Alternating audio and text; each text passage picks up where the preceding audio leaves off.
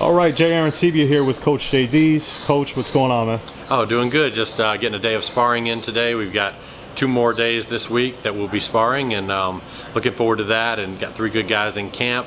And what we're doing now is really, this is our big week of sparring. Then next week we will taper off and then travel. So we're looking forward to it.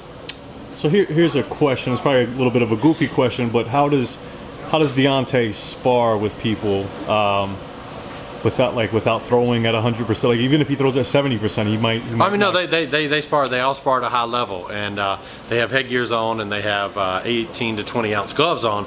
So there's that. But they're still sparring at a high level, and they're trying to get the work in. The only way to get the work in is to spar at a high level. So I mean, not that I want you to divulge any information that happens in sparring, but if Deontay's throwing hard punches, I would imagine that people are taking some hard punches and going down sometimes. No, I mean, it happens. You have different situations, but the guys that we bring in are really good, and we bring in several of them. So there's enough where they can share the workload. So, for example, if Deontay were to do 6 rounds one day, and you've got 3 guys, they're doing 2 rounds apiece. So they're relatively fresh while Deontay works through 3 very good guys, and it makes Deontay all the more better. What are some of the adjustments that we're looking to make for Luis Ortiz? I know the last time out there was a little bit of a scare, I guess, in the 7th round. I would imagine we're trying to avoid that. What adjustments do we need to make in order to make that? Well, I think it's just there's a familiarity with Ortiz now that Deontay's been in the ring with him. Deontay's IQ will make a lot of those adjustments. We've also looked at the film, and we will make adjustments, and Ortiz's people will make adjustments.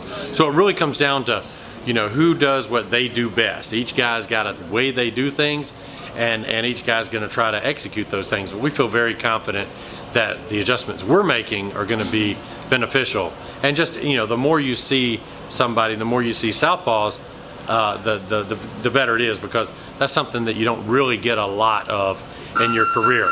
Nobody fights 40 fights and fights 20 southpaws. It doesn't happen. You may get one here and one there. So you're at a disadvantage that way. But now that this is a rematch, and Deontay has fought Ortiz before, he's seen it. It's in the memory bank. It's in the computer. Do you remember what you told Deontay coming back into the corner? Was it the 7th that he got hurt? The 7th. 7th right? that he got buzzed. It was like he was in a tornado. I say different than getting hurt. Hurt is where you don't know where you are. Deontay made some very, very good moves while he was in those while he was in those moments. Right. He kept Ortiz close to him. He didn't give Ortiz the range to throw those shots. When the bell sounded, Deontay came straight back to our corner. So he knew where he was. He knew all those things. So it was definitely a difficult moment against a great fighter, but Deontay got through that moment, and then he just came back even stronger. So what I told him after the round was I thought that Ortiz to a certain degree had given all he had. Right. And I thought that the minute's rest would give Ortiz about a minute where he was going to try to come out and do something big. So I thought he had about a minute left in him, and after that it would be all Deontay. The other thing that I thought was, this is your moment. If you remember, Joshua had his big moment against Klitschko right before that, and this was kind of Deontay's big moment to show he could overcome adversity, and he proved that he could. That was my exact point. Like, looking back at that fight, obviously I do a little research before I come here, watch that fight a bunch, and I never caught that, because when they cut to him coming into the corner, it just happens real quick. Right. And you said that. You said, listen, Deontay, Joshua had his moment. This is your moment to where you've got to dig deep right now. I got chills saying it right now. It's an awesome thing to say.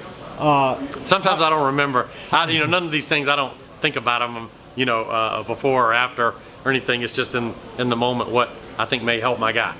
So how do you, I guess you kind of answered the question, but how do you know as a trainer that that's something, I mean, you've only got maybe 50 seconds at most to be able to talk to him, that's something that's going to connect with him on a level and fire him up, and it fired me up just watching it. How do you know that? Well, you got to remember, we've been together since his first day in a boxing gym, and we've come up together, so we've got a lot of history.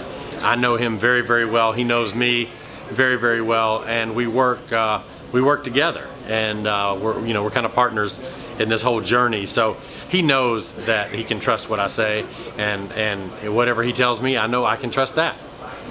Do you think that so far there's been maybe reports that Fury is like getting kind of cold feet on that rematch, assuming all goes well against Ortiz. Do you think that that's a fight that he wants to run back? I mean, I'm only concerned about Ortiz. I have two hats that I wear, the manager hat and the trainer hat. Right. The trainer hat is the one I'm wearing now. It says there is no Fury fight without the Ortiz fight. So we got to be ready for the Ortiz fight. The manager hat says, that is certainly something we're looking forward to down the road, but we got to do the job at hand. And it's, nobody's ever had an easy time with Luis Ortiz. The guy is a great fighter. He does everything well. He boxes well, he punches well. Southpaw, hugely decorated amateur, undefeated pro, except for when he fought Deontay Wilder. And I think Ortiz thought that after the fight, a lot of opportunities would come his way because he performed well. And I think the opposite was true. Even less people wanted to fight him than was the case.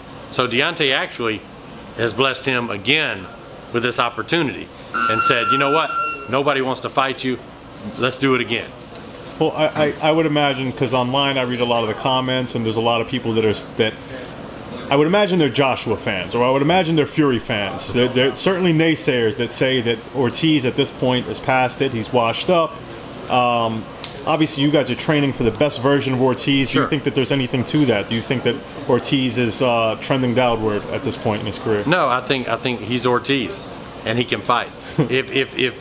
If he had nothing left, or if he was over the hill, why are none of these guys wanting to fight him? Go down the list of heavyweights in the top 15.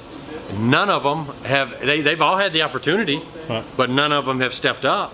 None of them have wanted the opportunity. That tells you right there. It would seem like it'd be a good scalp, a good notch on your belt to have. It would be an enormous fight for anybody, but nobody wants that fight.